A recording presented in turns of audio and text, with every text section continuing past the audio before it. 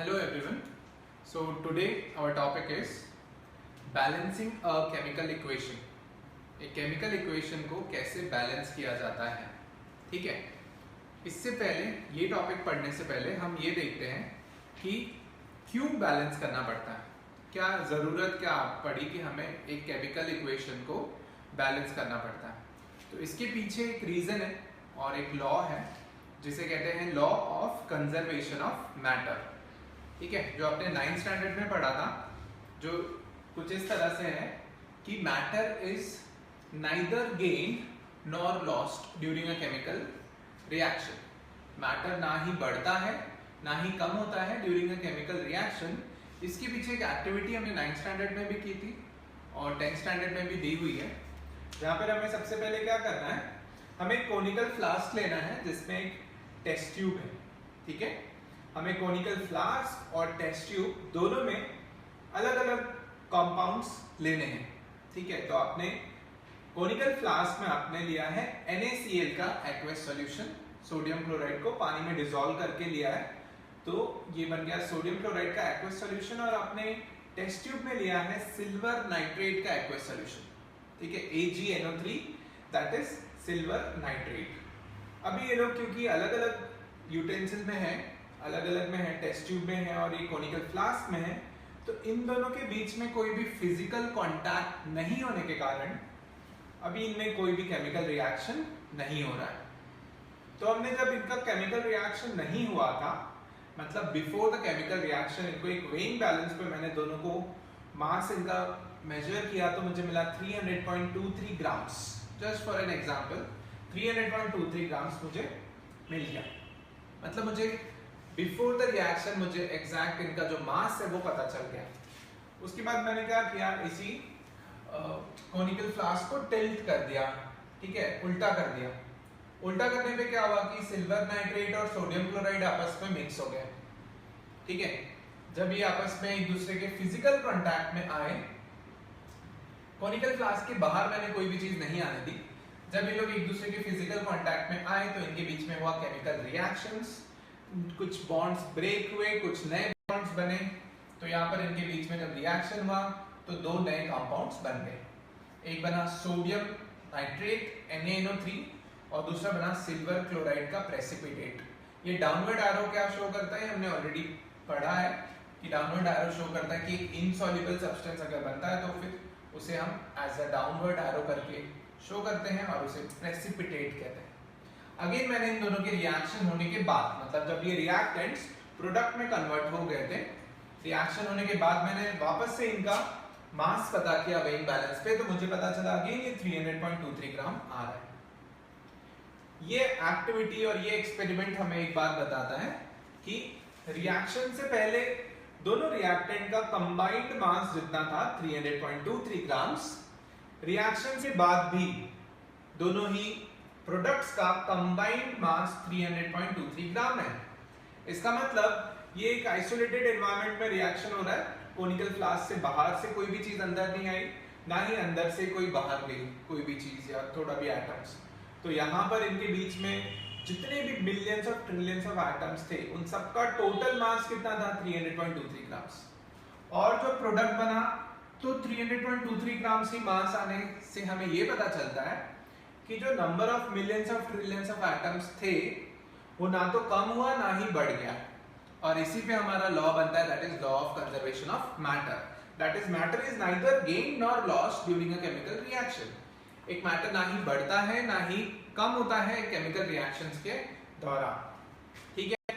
तो ये पीछे का रीजन है कि क्यों एक केमिकल इक्वेशन को बैलेंस करना पड़ता है। तो अब हमारा अगला टॉपिक शुरू होता है कि बैलेंसिंग अ केमिकल इक्वेशन, ठीक है। सो हम स्टेप्स भी सीखेंगे और क्यों बैलेंस करना पड़ता है, कैसे बैलेंस करते हैं वो हम देखते हैं। पहले देखते हैं कि एक बैलेंस्ड केमिकल इक्वेशन क्या होता है।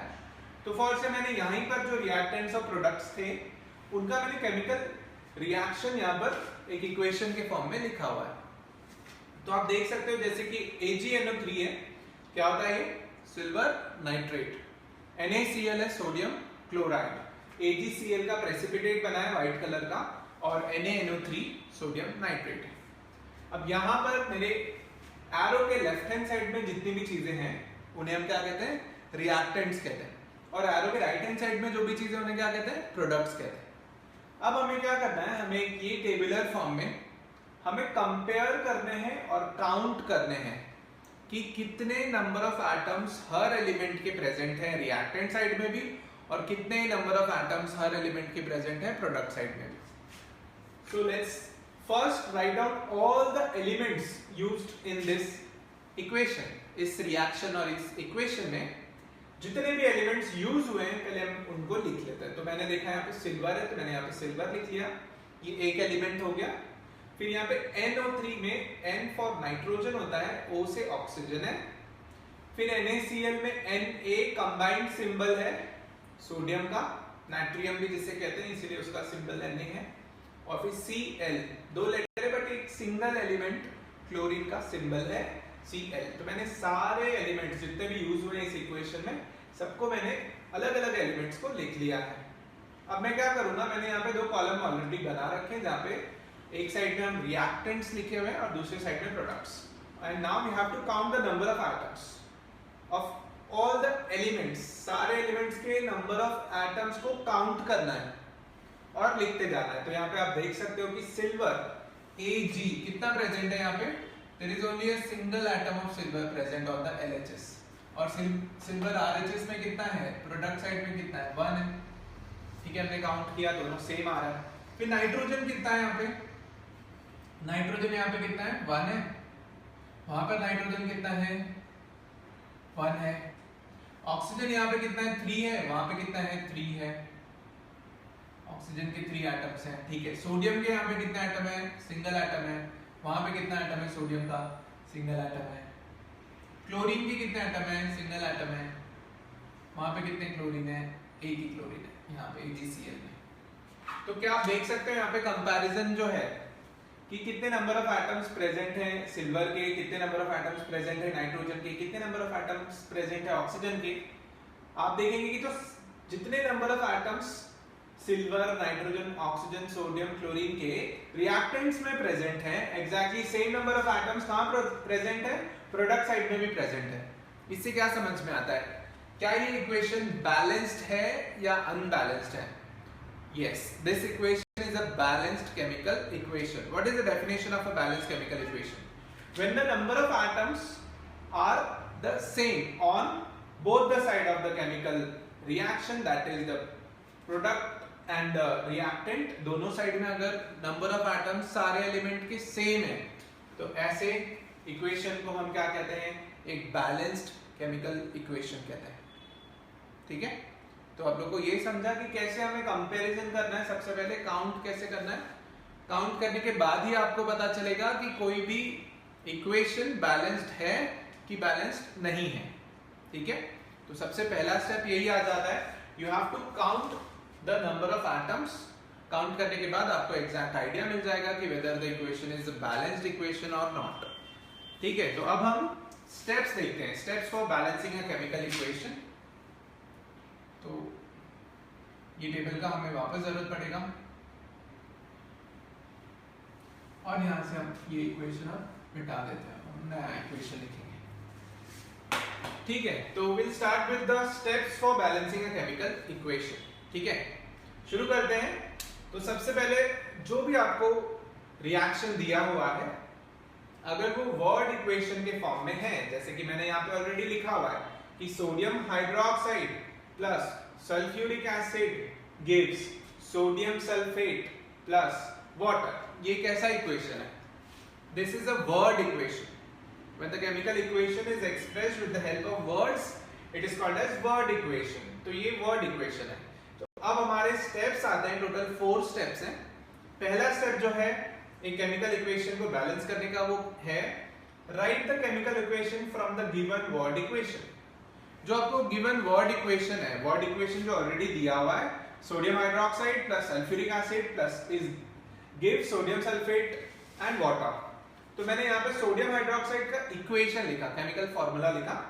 तो यहाँ पर हमने सोडियम हाइड्रोक्साइड की जगह लिखा NaOH, प्लस की जगह प्लस, सल्फ्यूरिक एसिड की जगह आपने लिख दिया H2SO4, सोडियम सल्फेट की जगह Na2SO4, वाटर की जगह H2O। ठीक है। अब देखते हैं सेकेंड स्टेप में हमें क्या करना है।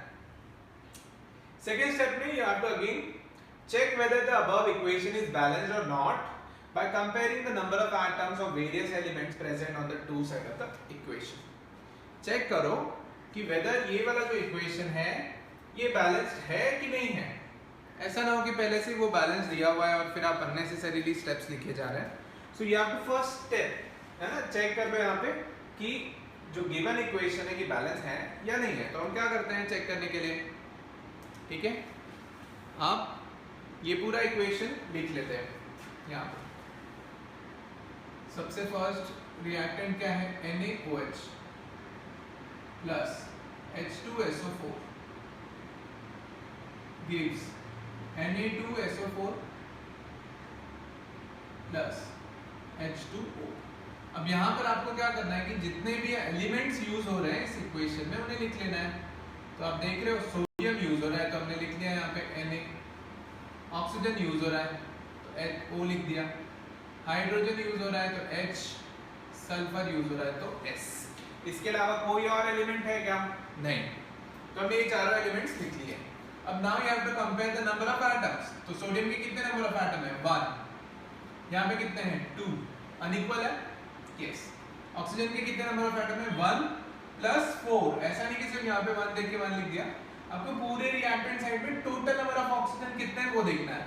यहाँ पे 1 प्लस 4 हो गया 5 और यहाँ पर आपने देखिए 4 प्लस 1 ये भी 5। तो चलो ऑक्सीजन तो इक्वल है बट सोडियम अनइक्वल है। हाइड्रोजन देखते तो 1 प्लस 2 3 और यहाँ पे हाइड्रोजन कितना है 2, मतलब हाइड्रोजन भी अनबैलेंस्ड है।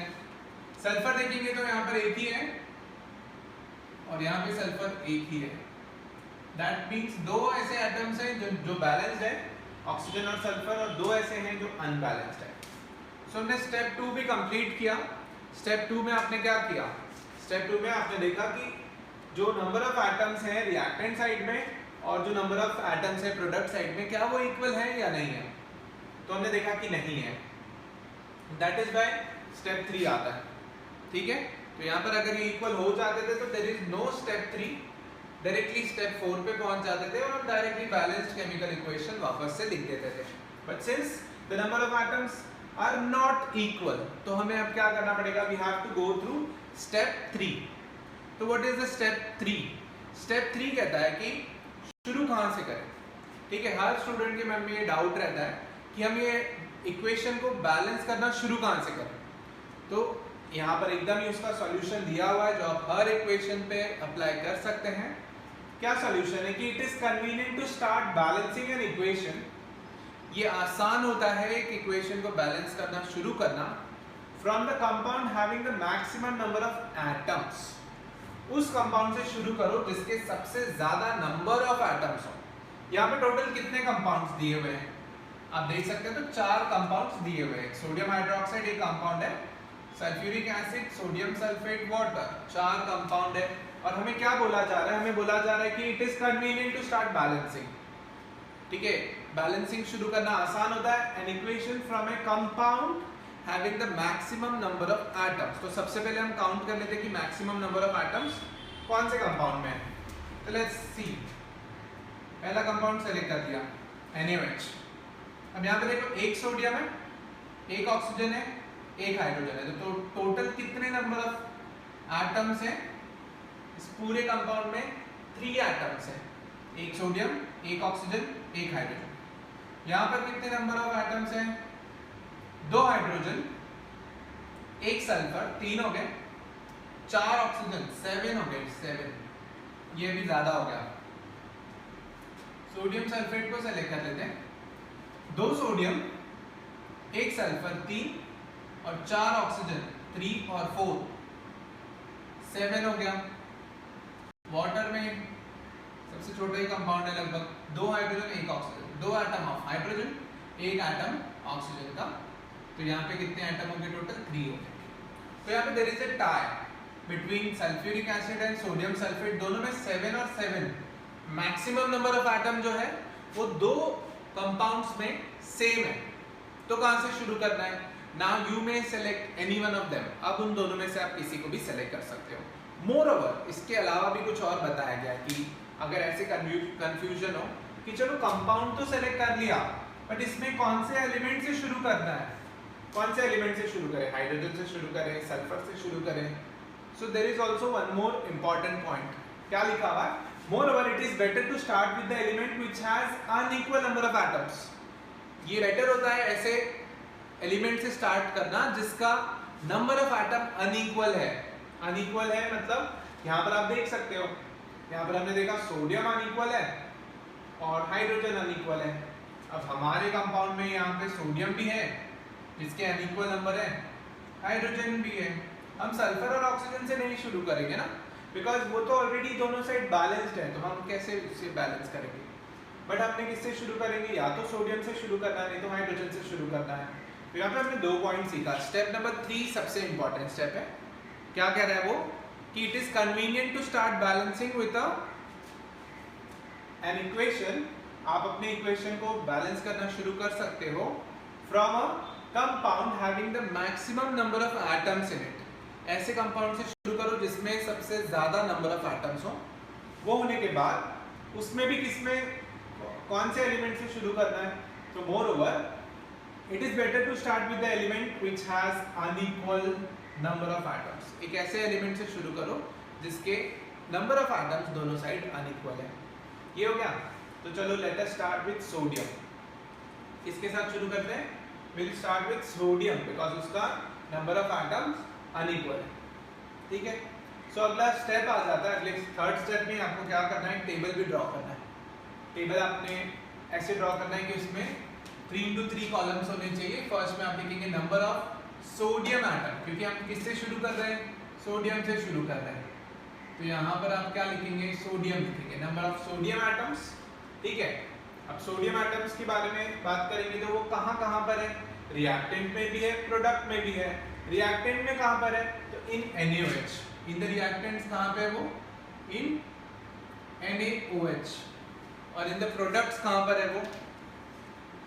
इन Na2SO4. ठीक है. रिएक्टेंट साइड में कहाँ पे? इन NaOH. प्रोडक्ट साइड में कहाँ पे? इन Na2SO4. कितना है रिएक्टेंट साइड में? इनिशियली मतलब शुरू में बिफोर बैलेंसिंग कितना था? 1 सोडियम था NaOH में, और Na2SO4 में कितना है? 2 सोडियम है. ठीक है. तो ये कौन सा साइड है? यहाँ पे जहाँ पे ज्यादा है. डेफिशिएंट साइड कौन सा है? किसको एटम की कमी है? किस तरफ एटम्स कम है? तो ये वाले साइड. रिएक्टेंट साइड में सोडियम एटम्स कम है. हमने देखा प्रोडक्ट साइड में सोडियम कितना है? 2 सोडियम है. रिएक्टेंट साइड में सोडियम कितना है? 1 ही सोडियम है. तो टू बैलेंस हम क्या करेंगे? ठीक है. क्या आप ऐसे कर सकते हो कि NaOH को ऐसे लिख सकते हो Na2OH. हो गया ना? 2 सोडियम तो हो गए. क्या आप ऐसा लिख सकते हैं? The answer is no. हम ऐसे नहीं लिख सकते हैं, बिकॉज ऐसे लिखने से क्या होगा? मॉलिक्यूलर फॉर्मूला चेंज हो जाएगा ना. So always remember while balancing a chemical equation you can not change the molecular formula. आप क्या नहीं चेंज कर सकते? मॉलिक्यूलर फॉर्मूला चेंज नहीं कर सकते. While balancing a chemical equation you can not change the molecular formula. तो क्या कर सकते हैं? कैसे बैलेंस करेंगे? या you can change the coefficient of the entire compound. ये पूरे कंपाउंड का जो कोएफिशिएंट है वो चेंज कर सकते हैं. फॉर एग्जांपल आपने मैथ्स में देखा रहेगा, 2x लिखते हैं. ठीक है. तो x क्या है? वेरिएबल है, और 2 उसका क्या है? कोएफिशिएंट है. इससे क्या पता चलता है? 2x है वहां पे ना. इसी तरह से यहाँ पे कुछ नहीं लिखा है, तो कितना सोडियम हाइड्रोक्साइड है? 1. बट अगर मैं यहाँ पे 2 लिख दूं तो कितने सोडियम हो जाएंगे? 2. कितना ऑक्सीजन हो जाएगा? 2. कितना हाइड्रोजन हो जाएगा? 2. तो इस तरह से हम इन्हें क्या कर सकते हैं? We can multiply the number 1 with a suitable number. एक ऐसे नंबर से मल्टीप्लाई करना है सो दैट वो दोनों बैलेंस हो जाए. अब ये करने के बाद you have to write the equation once again. यही इक्वेशन को वापस से लिखना है जो भी चेंजेस आपने किए उसके साथ. तो आपने क्या चेंज किया? आपने सिर्फ किससे मल्टीप्लाई किया? 2 से मल्टीप्लाई किया. ठीक है. तो अभी थोड़ा सा हमारा चेंज हो जाएगा इक्वेशन. NaOH से क्या हो जाएगा? अभी 2 NaOH. ठीक है. 2 NaOH plus H2SO4 gives Na2SO4 plus H2O। ठीक है, थोड़ा सा हमने एक स्टेप में, इस स्टेप में हमने थोड़ा सा चेंजेस किया है, बस ज्यादा चेंज नहीं हुआ है, सिर्फ इतना सा चेंजेस हुआ है कि NaOH की जगह क्या आ चुका है, अब 2NaOH आ गया है। ठीक है, now what you have to do, you have to again repeat this step, ये वाला स्टेप आपको फिर से रिपीट करना है। You have to compare and count the number of atoms कि क्या अब बैलेंस हो गया है क्या, तो again we have to count. तो अभी देखते हैं सोडियम कितना हो गया है, अब यहाँ पे सोडियम 2 एटम्स हो गए सोडियम के, so will change it, will write 2। ठीक है, but during this change oxygen के नंबर में भी चेंजेस आए, बिकॉज ये सिर्फ सोडियम के लिए 2 ऐड नहीं किया ना, पूरे कंपाउंड के लिए ऐड किया, तो सोडियम भी 2 हो गया, ऑक्सीजन भी 2 हो गया, हाइड्रोजन भी 2 हो गया। तो अब हम क्या करेंगे, यहाँ पर ऑक्सीजन को भी काउंट करेंगे, यहाँ पे एक ऑक्सीजन पहले था, मल्टीप्लाई बाय 2, अब 2 ऑक्सीजन हो गया, यहाँ पे 4 ऑक्सीजन है, टोटल कितने हो गए 2 + 4 6, तो यहाँ पे हम क्या लिखेंगे, ऑक्सीजन की जगह 6 ऑक्सीजन हो गया। ये चेंजेस आया।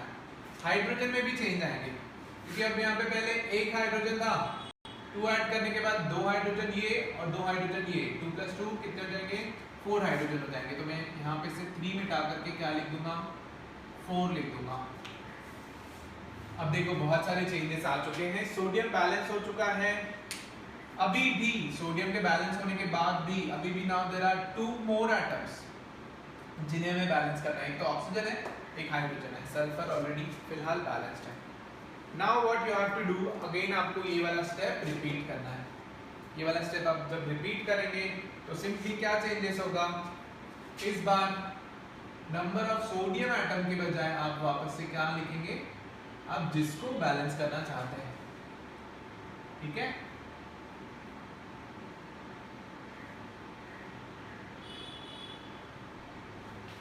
तो देखते हैं हम अभी हमें बताया कौन कौन बैलेंस हो चुका है।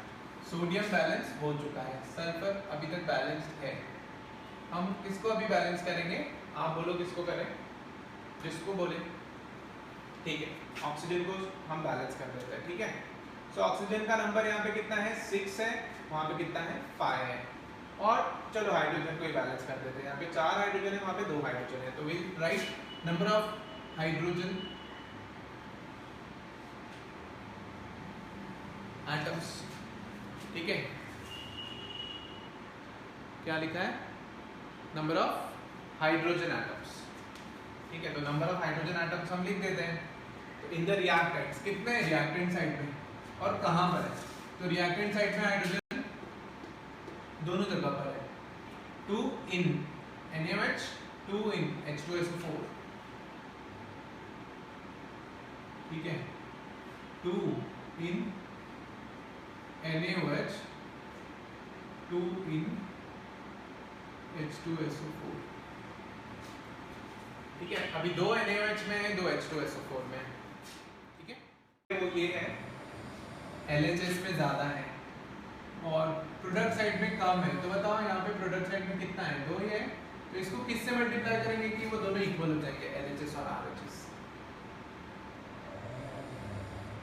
किससे मल्टीप्लाई करेंगे, 2 से मल्टीप्लाई करेंगे। ठीक है, तो जैसे आपने मल्टीप्लाई किया 2 से, ये भी हो गया 4, ये हो गया 4। किसके लिए हमने मल्टीप्लाई किया है, वाटर के लिए, वाटर H2O के लिए। तो अब हम यहाँ पे H2O के लिए क्या ऐड करेंगे, आगे 2 ऐड करेंगे। देख रहे हो आप, H2O के लिए अब आपने क्या ऐड किया, 2 ऐड किया। जैसे आपने 2 ऐड किया, इक्वेशन थोड़ा सा चेंज हो गया है। अब हम वापस से कौन सा स्टेप फॉलो करेंगे, स्टेप नंबर 2 का जो टेबल है कंपेयर करने के लिए। तो नाउ लेट्स सी कितने सोडियम है, 2 सोडियम है यहाँ पे। ठीक है, यहाँ पे कितने सोडियम है, 2 सोडियम। हाँ, हमें फिर से ये स्टेप रिपीट करना है वापस से। तो अब काउंट करते हैं कितना सोडियम है, 2 सोडियम है। कितना सोडियम है यहाँ पे, 2 सोडियम है। ऑक्सीजन कितना है, 6, ऑक्सीजन कितना है, 5। काउंट करते हैं, अब कितने ऑक्सीजन है यहाँ पे, 6। और अब यहाँ पे ऑक्सीजन में चेंजेस आ गए कि 4 यहाँ पे और यहाँ पे 2 ऑक्सीजन है, तो 4 + 2 6 हो गया है। ऑक्सीजन के नंबर में चेंजेस आया है, 6 हो गया ऑक्सीजन। हाइड्रोजन को देखते हैं, 4 हाइड्रोजन यहाँ पे, 2 और 2 हाइड्रोजन अब 4 हो चुका है। सल्फर यहाँ पे 1 है, सल्फर यहाँ पे 1 है। Now if you can see, यहाँ पर आप देख सकते हो 2641 2641। अब ये इक्वेशन कैसा हो चुका है, एक बैलेंस्ड केमिकल इक्वेशन हो चुका है। तो अब इसको आप क्या करेंगे, लास्ट स्टेप आ जाना है जो कि बहुत इजी है।